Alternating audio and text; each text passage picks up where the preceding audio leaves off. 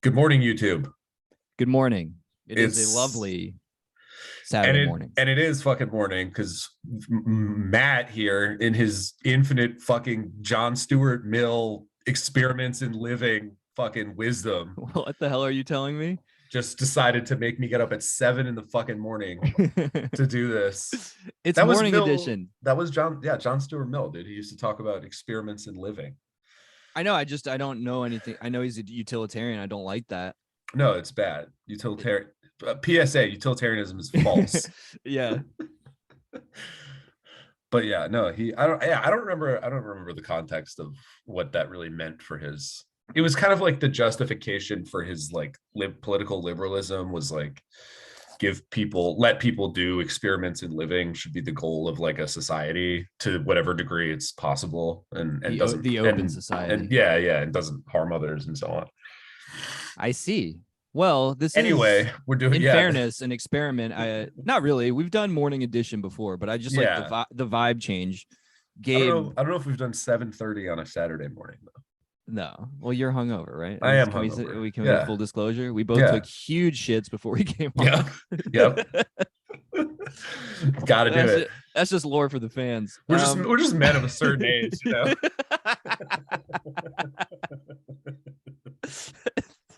Unarguably true. I guess that's technically always true. Always true. Anyway, welcome to another episode of Talkin' Machen, aka the Machen Minisodes, aka Into the Machenverse.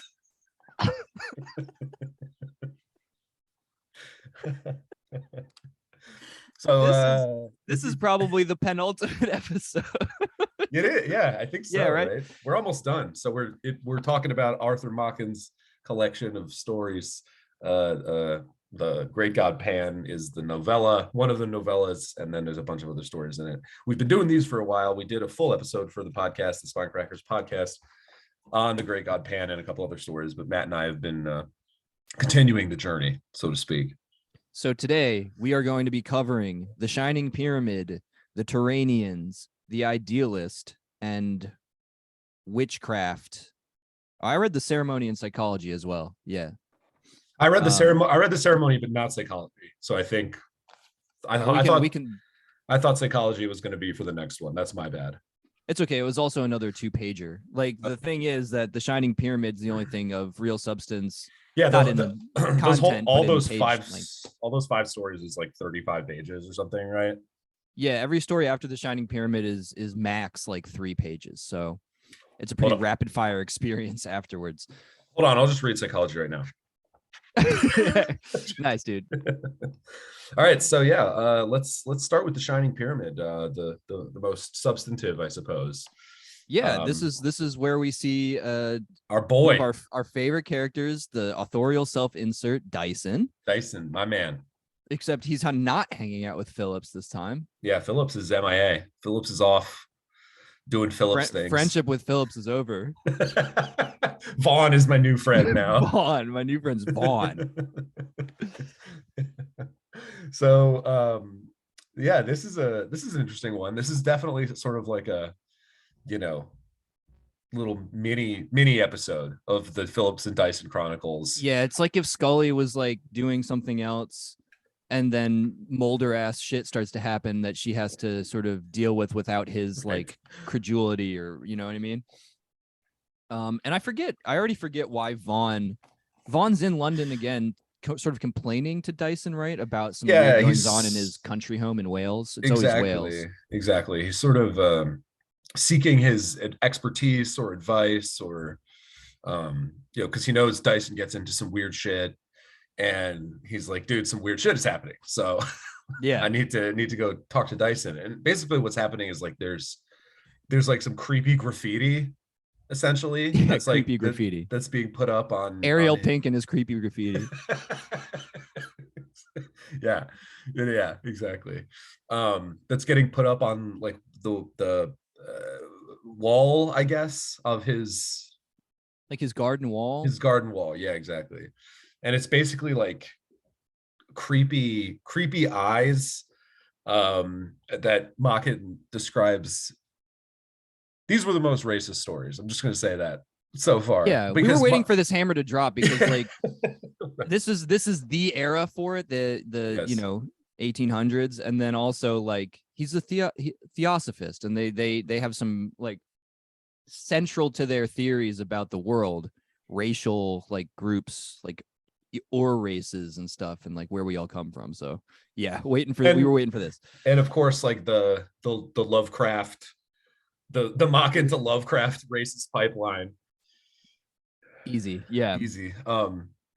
That said, it was I at least I didn't find it like deeply offensive. It's just like some of the terminology and descriptions and stuff. Like Yeah, it wasn't like espousing a racist philosophy per se. I don't think. Arguably one of the stories, but no, it was not this one. It was just positing a sort of make-believe racial group. Yeah. Using antiquated racial terminology to describe a make-believe racial group, right? Yeah. Like, and so anyway, the reason I brought it up is that the description of the eyes is that they basically look like Oriental, right? Yeah. They're right. the almond shaped. I was picturing the fucking maybe this is a deep cut. You can't picture it off the top of your head, but I was picturing the Sele logo from Evangelion, where it's just a bunch of like, it's like eyes kind of stacked on top of each other with of course, the square, the triangle behind them. Well, this is the era of, this is where Caucasoid and Mongoloid, and there's a third one, I forget the name, but this was when that was like the triad that was like taken very seriously back in the day. Is it just I always thought that, because I was looking this up a little bit last night, because he used the sort of group, that one of the groups that is talked about in the next story, but I think is actually also named in this one. The Turanians. That is the Turanians, yeah, which is like a now defunct categorization of like language and racial groups. I mean, they're basically like gnomes or something. Yeah, right. Because there's like in his back garden, he has like a mini pillar, like it looks like a Doric column or something, and he's like, "Oh, that's cute," and then it suggested that it was part of like a structure of normal size for these like little Turanian people. Exactly, and the graffiti. Initially, Dyson is like, I don't really give a shit about this. It's probably just like kids, because it's at like kid eye level where it's drawn. Initially Vaughn thinks that, right? Well, also it's not eyes first. It's like stones little stone, like arrowheads set up in yes, Blair Witch like Project type shit. Yeah, exactly. Like they're set up in different little symbolic configurations, and then the eyes start appearing. That's how Dyson cracks the case. Because Dyson, an arrowhead was a pretty big item in one of the other stories too, right? In one of the earlier stories we talked about. I forget which one, but it's like Machen, as we've talked about a lot, is really interested in the sort of like archaeological kind of ancient knowledges and the civilization and the history of England, and he references like you've talked about before, like the Roman history, and there's a lot of references to Roman walls and stuff like that. Yeah, he's a theosophist and member of the Hermetic Order of the Golden Dawn, and arguably, I don't know when the term coined itself, but like Radagon Machen.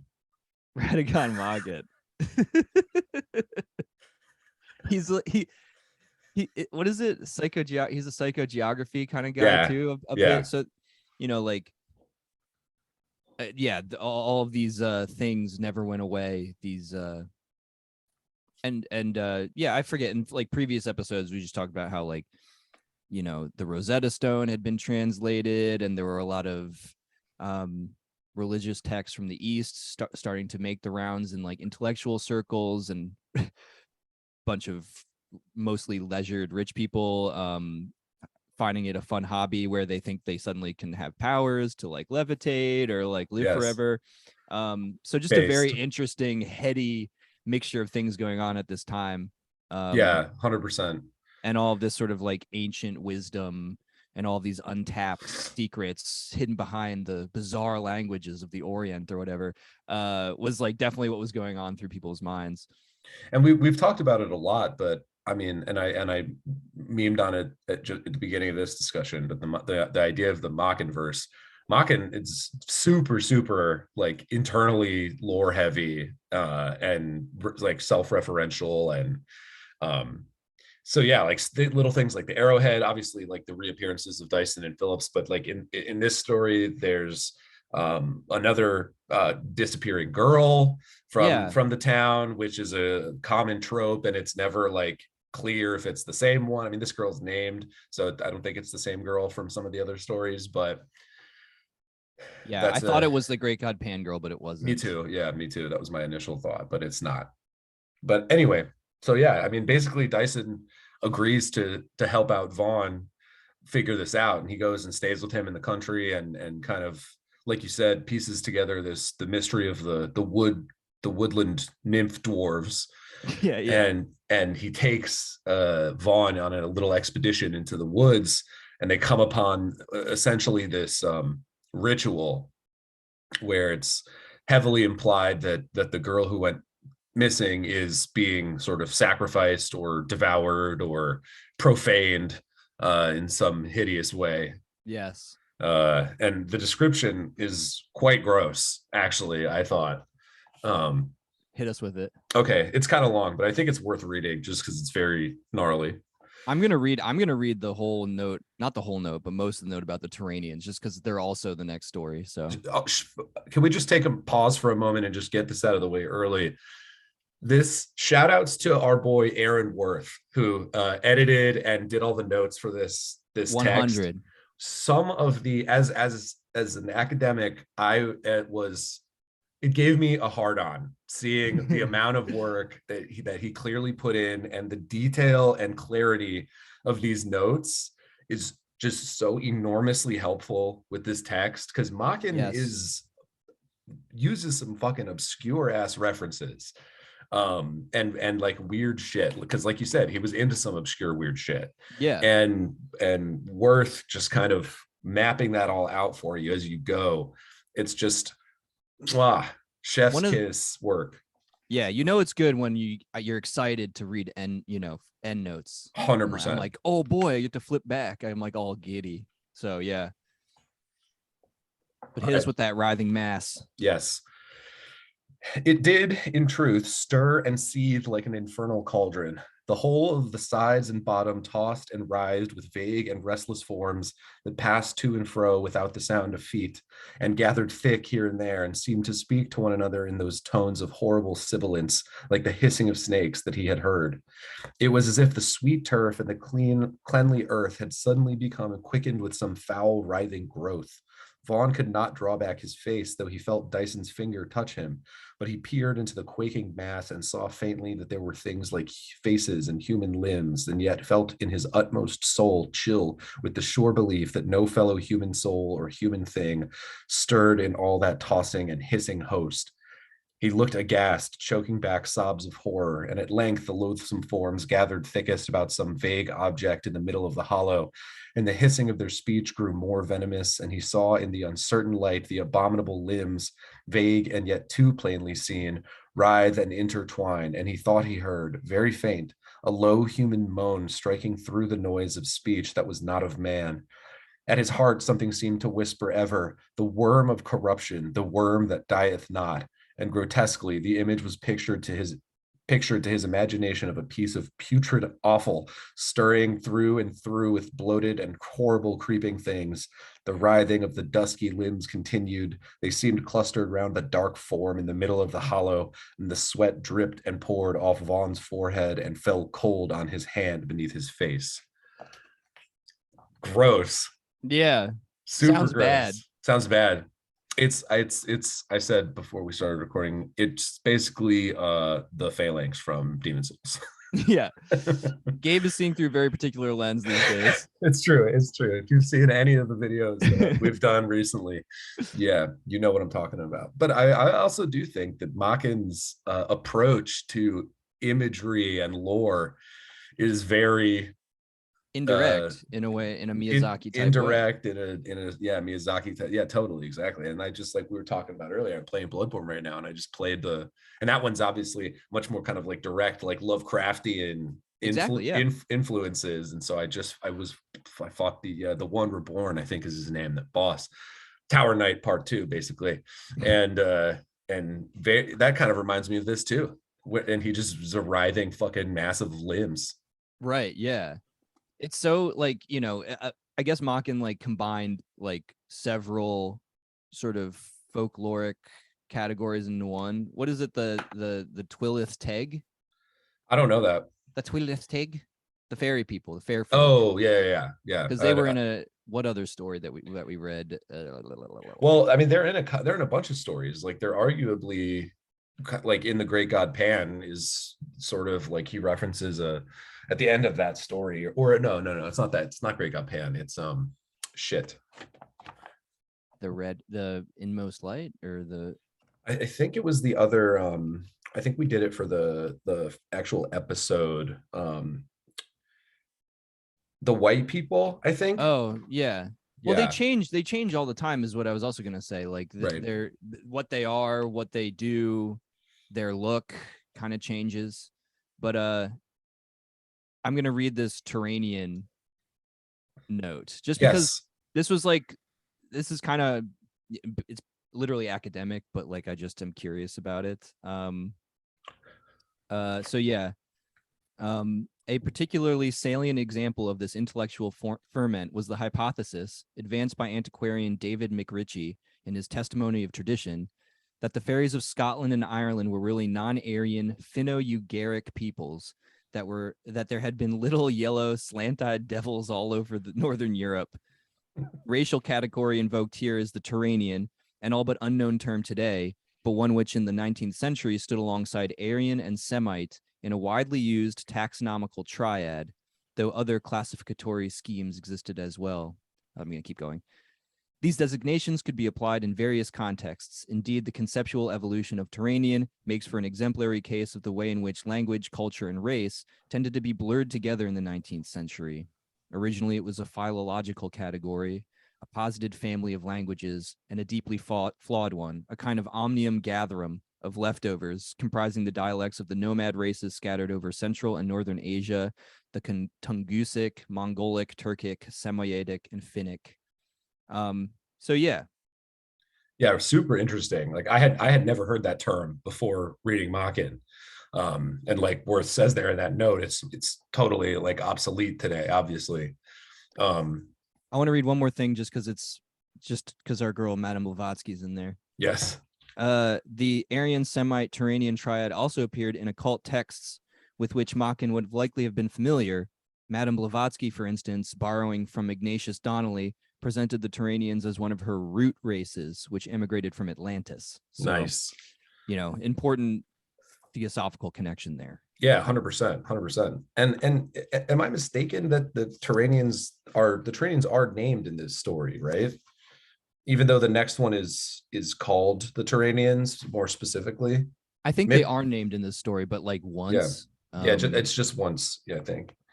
Yeah, and obviously, like, along with the amazing endnotes, this book is like sequenced really helpfully and logically. So like the following stories after the Golden Pyramid, a decent chunk of them are like parts of that story kind of isolated and turned into a mini like two-page short story. So totally, there could be I feel like this would be an awesome like movie set of movies, or like a limited series. Make the Adventures of Dyson and Phillips. Dude, it would be so good. Have Miyazaki direct it, dude. He would love it. Holy fuck, yes. Right. That's what I'm saying. Just set it in Wales and just have it be spooky, and yeah, it's very, all in the very creepy 19th century. Yeah, I would love that. So yeah, basically at the conclusion of the story is they see this gross ritual, and the Shining Pyramid is a reference to, like, at the end of it kind of like flashes in this pyramid of fire and light, and then everything kind of disappears. And Dyson, of course, because he's Dyson, he's just like, well, yep, that's what it was. We figured it out. And It's so good to learn things. Yeah. and poor Vaughn is like, I have to believe that it was a hallucination, or else I'm gonna go fucking insane. Yeah. He's like, so my world is destroyed. And Dyson's like, every little piece is grist for the mill. Exactly. Yeah. Yeah, I thought that ending was just really funny. Yeah, I know. It is like The way Machen wrote it. Dyson's seen so much shit now. Dyson is He's completely so, numb to it. yeah, just cavalier, just like, damn, another day in Dyson's life. Yep. Yeah. And then so I mean, again, it's kind of vague and left open what they saw exactly and who was involved. And Dyson just kind of, he says at the end here, he does this long elaborate explanation of yes, it was the pygmies and the Turanians, and they were doing this ritual or whatever. And Vaughn just goes, so and Dyson goes, so she passed in the pyramid of fire, said Dyson, and they passed again to the underworld, to the places beneath the hills. And it's come on, Vaughn, keep up, idiot, keep up, yeah. Vaughn. Vaughn, Jesus. Well, yeah, anything else about the Shining Pyramid? No, very, very, Machen has a very like consistent mode, I would say. Yes. I like it, but it is essentially like a million variations on civilization rending, kind of primordial, chaotic, occult things occurring that momentarily rip the veneer of like order that we've put on things. It's just versions of that over and over again, basically. Not to make that sound like it's bad. It's just, no, totally. I mean, so I mean, I think that flows pretty well into the next story, which is just the Turanians. The Turanians. And as like you said earlier, Matt, like Machen's vision of these peoples and entities and whatever, it changes a lot. So in that story, they're little gnomish fairies, and in this story, they're basically kind of like wandering, like gypsy types. Yeah, they're more, he refers to them in the beginning of the story as tinkers, which is a term that I think Robert Jordan uses for a group in the Wheel of Time, who are also similarly, right. Except those people are nice and pacifists, and these people are not. Well, who are they not? Or like, what's the deal? Like, they seem pretty much like they're kind of minding their own business in this one. Well, this one is kind of a weird one because it's about a girl. Again, the girl, the female character, kind of disappearing and making implicitly sexual contact with the other world. A lot of sensual feeling of the nature and female oversensitivity and like, and the connection attunement, to like exactly to nature. And and it's like, I don't know, it's a common trope, still. It's like some Rosemary's Baby shit, like demon babies and having sex with like forest nymphs. And but what was your take on what goes down in this one? Because this is, again, these are all really short, the rest of these stories, 2 pages or so. Well, I liked this one, and then the one you didn't read, Psychology, as well, just because even though it's like 2 pages long, and it's like a girl sees wood nymphs, the end, right? Like and then she kind of goes crazy, or maybe. Bloodborne, she gains a bit of insight, madman's knowledge. God damn it. I don't really know exactly what to read from the beginning, but like basically, like, it just begins with this girl being told that she's like too sensitive in almost like this like artistic, poetic sense. Like, it just seemed to me like it was kind of a little bit like, here's the artist's curse, the person with, like you said, insight to know to be in touch with these things that are dangerous, and can only be now seen by you because you have you have primed yourself. You have Madman's knowledge. you have the madman's knowledge. She can see the invisible amygdalas on the buildings now. That's right. Yeah. And they don't surprise her, but she is driven mad still. Right. So yeah, Well, just sort of like I see this as like a bit of Machen, once again being like, this is the danger of having this sensitivity, because like she's just regarded as being like a little bit unwieldy in how she like describes like, oh, you don't just say, oh, I saw a flower. It's like, no, it burned with the brightness of unknown suns in faraway lands and just like shit like that. And the mom's like, yo, chill, because you're not gonna get a boyfriend if you keep talking weird like that. And yeah, well, that's why, because for me, like that element of like sexuality right, and sensuality is introduced early on, because like you yeah, said, the mom is like, oh, I'm gonna bring this this boy over that you play tennis with this weekend, and be nice to him, and so yeah. you should like him. And she's like, no, I want to go fuck some wood nymphs, and At least well, finger myself from a distance, yeah, exactly. Well, because it's she's described as she's kind of hiding out in the woods observing, but she's described as like laying down, like ready to be received in her white dress. And Yeah, I think the word ecstasy is used as, and then like there was like a footnote about it, or endnote about it maybe being another Machen favorite. yes, Because as we said, he was very sexually conservative, right. and very like leery of that side of humanity, basically. I mean, like, okay, so like let me just I'll just read the ending here, because this is yeah, she's watching the Turanians move. The Turanians moved their camp that night. There was a red glint like fire in the vast shadowy west, and then a burning Peyton. What is that? I don't remember that footnote. What does that mean? Paten. Anyway.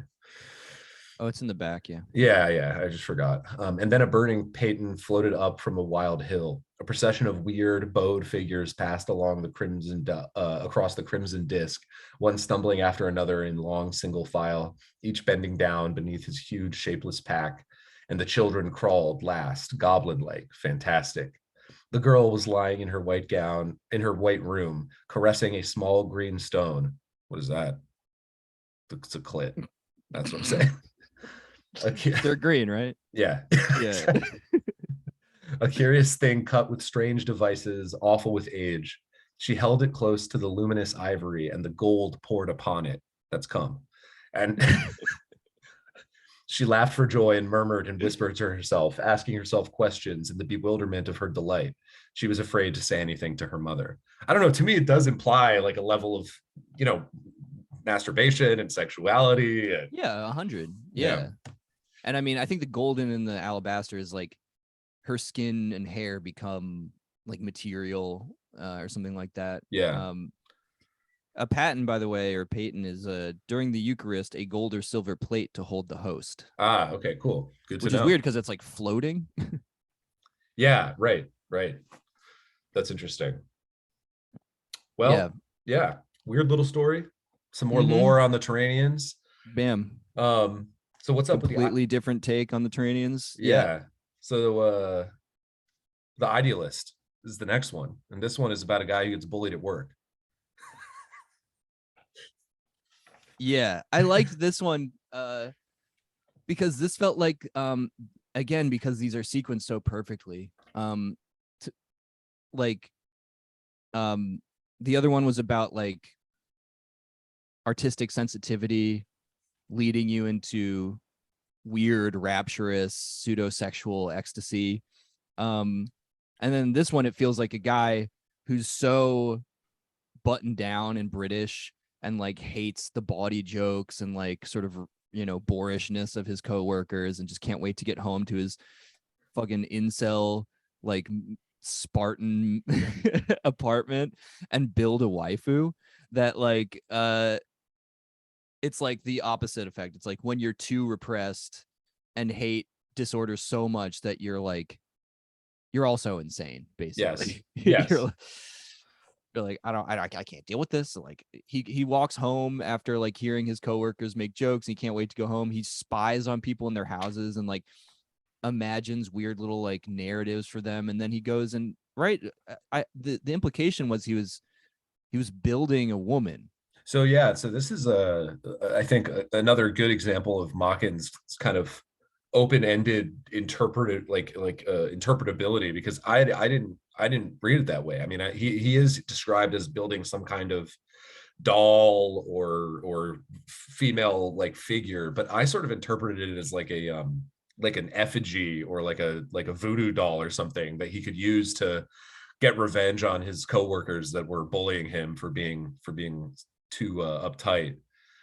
You thought maybe it would be like he was making like potentially one of his coworkers or their wife or something, and Yeah, just trying to hurt it. or just some sort of occult instrument that he could use for like revenge type purposes. Well, I got the implication I got was that like his coworkers were basically making like sexual jokes, which insulted his like, you know, his sensitivities. And then the other reason I thought it was a wife was because like, or a girlfriend, or at least, or just companion, was like, It's an anime body pillow. yeah, basically I was saying is a waifu. Yeah. He's Hikikomori. But his spying on the families in these nice neighborhoods and like idealizing that, like that's the idealist. And the name of the story, yeah, the Idealist. Yeah, like, no, that makes a lot of sense.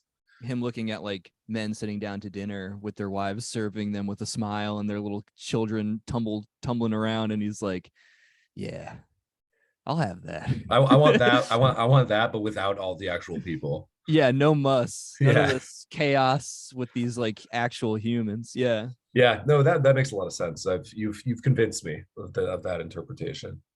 So in that way, I think it's like a companion to the Turanians. Yeah, I think that makes Like a ton of sense. the sort of two dangerous binary extremes you can go to as a person. Yeah, and I think I mean, another thing in this one that I just wanted to flag is that the story, the descriptions of him, what's his name, Simmons. Yeah. The descriptions of him walking through the city and, like you said, kind of peering in and spying on these families. This is also reflective of Machen's kind of abiding interest in urbanity and like living in an urban setting, and you know, because the descriptions of the city are really always really interesting and beautiful in Machen, and Yeah. him just kind of winding through the streets like being creepy. It's just like another level of strangeness to the urban environment. Yeah, another weird character in like we said, this place where we know Dyson and Phillips are also at, and you just Yep. think about this guy being there. I almost also wondered, I think it was in The Red Hand, maybe, the guy who, one of the stories where the guy like gets killed by the Iron Maiden that like hugs him to death. Yes. And I was like, is it this guy? You know? Oh yeah, that's interesting. Anyway. Yeah, he's basically going around central Yarnum talking to people through windows. Yeah. You there? You, sir. My wife is very sick. Do you know of a safe place? Hey there. Yeah, interesting little story. All right, what's the next one? Witchcraft. That's what we're gonna say about all of them. Yeah. Yeah, true. Witchcraft. So again, just explicitly, again, the femininity and attunement and weirdness, right? Like Machen's was very much in that vibe. And this one's basically just about a woman. Now, this one's about like a sort of like a revenge spell, right? Yeah. Because it's either a revenge spell, or like it was initially going to be some sort of like love potion, and then there's this woman who's like dating this guy, or like they walk home after a party and like meet this woman, but she's kind of like lovey-dovey and like excited, and then like later on they're at another party and he's kind of making eyes right at another woman at the party, and then suddenly she's back at that old woman's house that they visited the first time, and she's like, can we do something about this? Yeah, what is there to be done here? And the old woman, the old witch woman's name, of course, is Miss Wise. Yes, yeah, very Dickensian. Bunyan name. Yeah, Bunyan was what I meant to say. And yeah, so the Miss Wise teaches her a little spell. What's her name? Mrs. Custance. Yeah, Miss Custance. Miss Custance, yeah. And Mrs. Wise. And her boyfriend is Captain Knight. Right. Yeah. Like so on the nose. Yeah. And then Miss Wise teaches her some obscure little spell where she has to put something in a drawer and so on and so forth, and she does it And and of kind course, of just waits to see what's going to happen, and that's where it leaves off. there's some unspoken element to the ceremony or whatever, even though that's the name of another story, but the that she is unspeakable, of course. Yes, There's always exactly. that too. She's like, how loathsome, and it must be done. Yes. And then the witch is like, of course it must be done, Yes. child. Right. And then the end I liked though. She had hidden an object in a drawer, and as she drew it out, she looked about her, though the curtains were drawn close. Close. She forgot nothing, and when it was done, she listened. Which is love that. That was gives eerie, me goosebumps. Like what? Like why? Like for a scream or or is she summoning something? Yeah. So that was a cool way to end it. The word "listened" in particular was such like the final twist was pretty masterful. I thought I liked that. Machen really has a way with, because there's actually in the next story there's a number of like moments like that for me where it was just like this really like just like creepy, just punchy little phrases that he finds, especially to kind of like punctuate a story or a paragraph. Yeah. He's really good at that. He's good at seeding one final confusion or doubt inducing like word or phrase. Exactly. Yeah. Which again, I'm just gonna keep saying it. It's very Souls-like in the lore. It's like very obscure and very like it just leaves those questions, you know? Well, yeah, it's a similar method. You're right. I mean, it's a similar method of storytelling. It's like elusive and elliptical or whatever. I think if that's a word. The exercise machine. Right. It's a very Peloton way of telling a story where yeah, I mean, it's like a classic. It's almost like composition, like, fucking English lit, like make the reader fill in the blanks. Exactly. That's more exciting ultimately. And it is true. Machen loves furtive pygmies. Yeah. Oh my God, dude. Like literally though. He does. He really does. That's the pull. He loves furtive pygmies. He really does. He literally does. And he believes they're real. All right, so the final story that we're going to talk about today, because I forgot the assignment and didn't read psychology, which will be in the next video, is the ceremony. Yeah. This might have been my favorite one actually from the crop that we read. I love me some Dyson, so I did love the Shining Pyramid. You love to see Dyson. And I guess like maybe part of why I liked this one so much is that I felt like this was the kind of like the most obscure in a way. Like it was, this one was like, I really didn't know what was going on except vibes. Like there's a girl, it's like the story about a girl and her kind of like nursemaid, and the girl sort of grows up and goes into the woods and sees another girl who is doing some kind of strange ceremony. Yeah. And then the girl in the story, not the narrator, but the main girl, she doesn't really know what's happening, but she's sort of affected in this obscure way. And then she herself returns to the woods later and does the same ceremony in this sort of cyclic passing down of arcane knowledges that happens just by sort of being present. Yeah, she kisses some sort of statue. Yes. Which is kind of cool, a cool image. Because she's like laden with flowers in this sort of like glade or clearing, like kissing a stone face. And Midsummer vibes. Midsummer, a little bit of Men. Which I haven't seen yet. And there is a story called Midsummer in this book coming up. Yes. So again, like better than the movie. That movie sucked ass. Disagree. Yeah. We'll have a debate. We'll have a debate on the Patreon. Yeah. Yeah, but another just sort of paganism is still here. It still appeals to the lizard brain or lights up our pineal gland or whatever everyone was thinking about these days, in ways that we haven't reckoned with and have not escaped. Yes. So that's just kind of what it feels like. And it's kind of just it is passed on in ways that are not even communicable, right? Like that I think is Yeah. one of the creepy things for Machen is that it's just kind of out there in the ether waiting to kind of find a host. Yeah, because like we've said before, you know, he's a very conservative person. Like he dislikes this unnameable kind of unknowability of these things, which is why he's obsessed. He's not like an occultist. He's like an occultist because he wants to wrangle this shit. Yeah, exactly. Right. He wants to get control of it. Yeah. So, you know, it makes for, it's why he's so interesting as a writer too, is because he's clearly conflicted. Like he's like dabbling in the dark arts because he is like I already forgot, like some sort of Orthodox Christian. Yes. And he's trying to preserve that tradition for the most part through the most heterodox, like, introduction into old pagan things and like ancient knowledge that you can do. So, but he also like respects its power in his own mind, right? And he feels like it needs to be met with equal force and power. He wants to become a beast hunter, basically. When you're a hammer, every problem does look like a nail.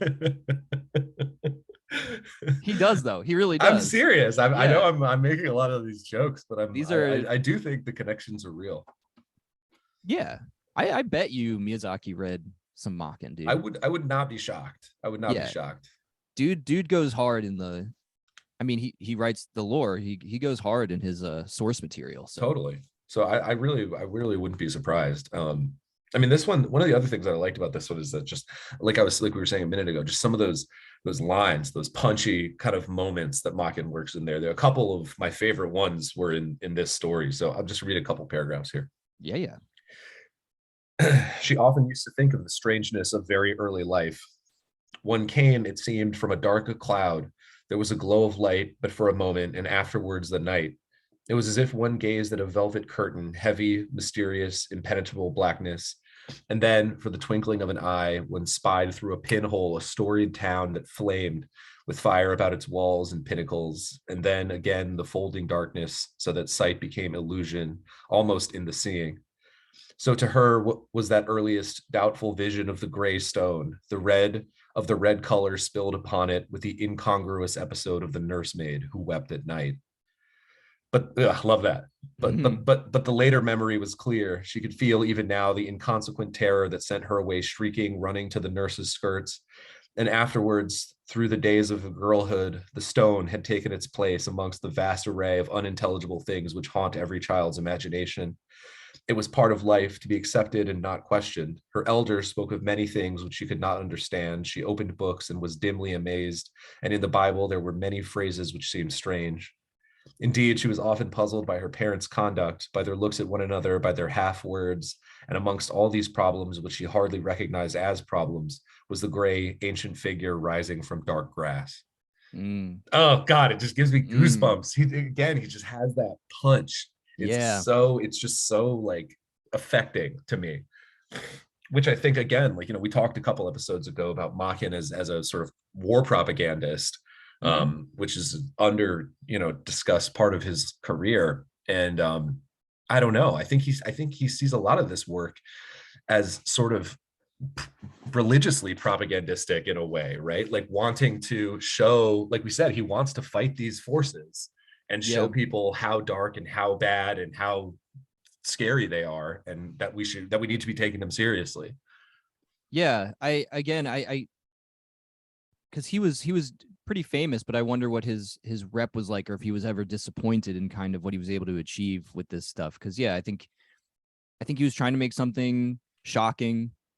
He was trying to make something that was also very serious. He was trying to like stay true to like his own Christian principles of like what was acceptable, and also like entertain, and also like get people to actually like reckon with what he believed were the very real existence of these things in the world.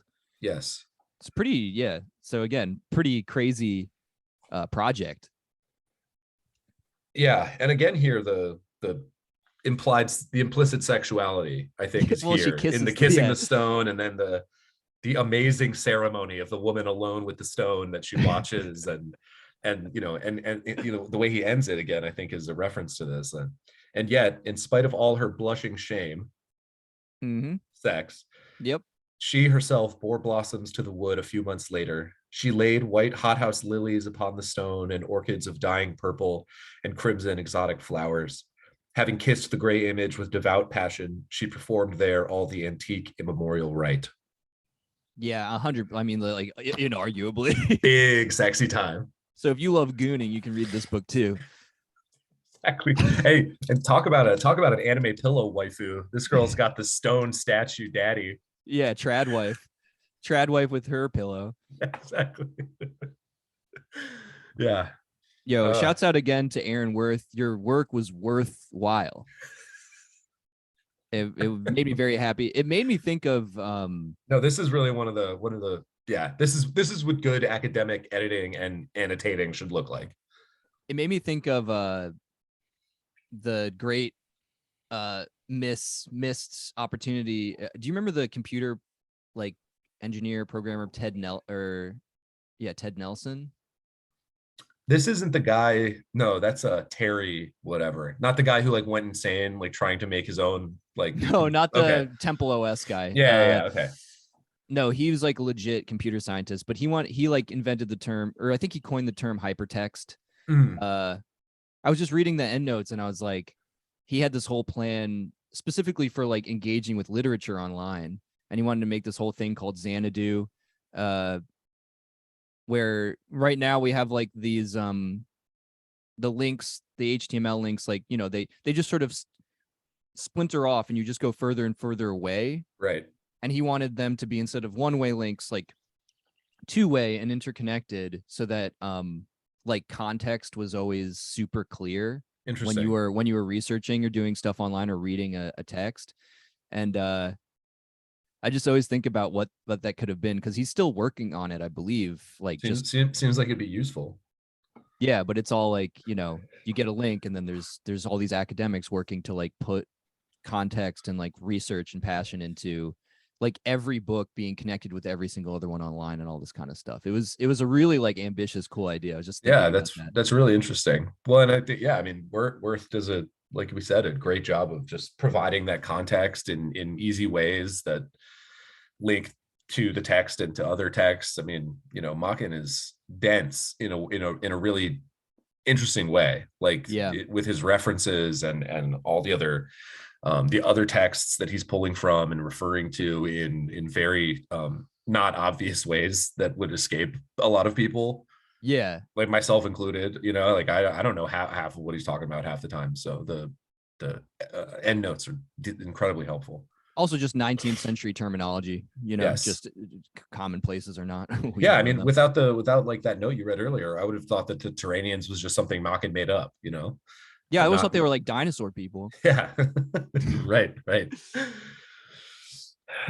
Well, any other final thoughts on these? No, this was a nice little long episode, considering the brevity of the stories. Yeah. And I think we will have I think we can get to a concluding episode at some point in the future, right? Oh yeah, more of these. Yeah, soon, because it's all the stories that are left are also pretty short, except for one, which is like 15 pages, so not particularly long. Yeah, so we'll probably we'll call it a wrap on The Great God Pan and Other Stories next episode. And shit. I know your background. Whatever. It's worth it. What is your background? Is it just random occult images? No, I don't know what it exactly is. It's you can't really see, it's cut off, but it says like levitate, like it's like the different hermetic order powers that they believe they could have. Hell yeah. One of them, I guess, is turning into fog. Yep. Or something. That's what's up. Go invisible. That's cool. I mean, if it wasn't like, if I was unsure whether or not this was possible or not, I definitely would have probably pursued something like this. You're hermetic curious. Yeah, I am. I'm a hermaphrodite. Okay, no. Canceled. Okay, well, thanks for watching, everybody. If you enjoyed this, you know what to do. Yeah. The YouTube things, the likes, the thumbs ups, the subscribes, smash the bell button. It's your Do boy. it. We're gonna And, get ready for the epic conclusion to your favorite fucking series online. yeah, that's right. But seriously, leave a comment. That's what we like the most. We love to hear other people's thoughts, and if you've read Machen or have additional interpretations, like we said, he's a super kind of opaque writer, and there's a lot of ways to read these stories. And if you really, really like it, this video, and or just us personally, you can go to the Patreon, Spinecrackers, patreon.com/spinecrackers, where you can see more videos like this and different from this, and get access to our full unedited episodes that are much longer than the publicly released ones. And you can join the Discord, which is a lot of fun. And yeah, we'd love to see you over there. Yeah, we just want to discourse profitably, dude. That's what it's all about. Profitable really what discourse. It's all about. So shout out Bunyan. Bunyan. Thanks, everybody. We love you. Bye. Bye.